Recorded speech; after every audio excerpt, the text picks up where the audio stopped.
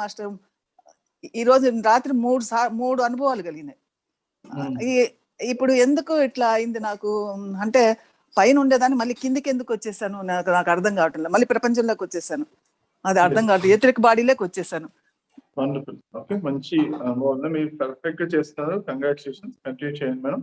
Okay, so ఒకటి అంటే మీరు అడిగిన క్వశ్చన్స్ కి అంటే పైన ఉన్న లోకాలు కిందికి ఎందుకు వచ్చారు అన్ని చూస్తున్నారు. మనం ఏంటే అన్ని లోకాలు వెళ్ళాలి, అన్ని లోకాలు జయించాలి. మనం కిందికి వెళ్ళినప్పుడు ఎలా పైకి రావాలి అని నేర్చుకోవాలన్నమాట. నేర్చుకోవడంత వరకు అది ట్రైనింగ్ ఇవ్వబడుతుంది అన్నమాట. ఓకేనా, ఎప్పుడు ఏ నరకలోకంలోకి వెళ్ళా కానీ అక్కడ వెంటనే ఆనంద స్థితిలో, ప్రేమమయ స్థితిలో, కరుణామయ స్థితిలో అలా ఉండడం ఎప్పుడైతే ఉంటామో అంటే ఆ లోకం నుంచి ఎనర్జీస్ పెరిగిపోయినప్పుడు మనకు వెంటనే పైకి వచ్చేస్తాం. అది నేర్చుకునేంత వరకు మళ్ళీ కిందికి తీసుకెళ్ళబడతాం, పైకి అలా అన్ని విషయాలు అవుతుంటాయి.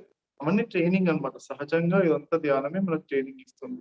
ఓకే, అలానే ఆస్ట్రల్ గా కూడా ఎన్నో లోకాలకు వెళ్ళి అంటే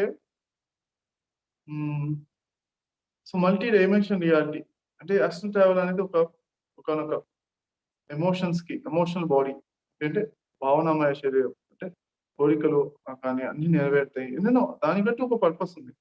అలానే ఎన్నెన్నో లోకాలు చూస్తుంటాం, అన్ని లోకాలు నేర్చుకుంటుంటాం.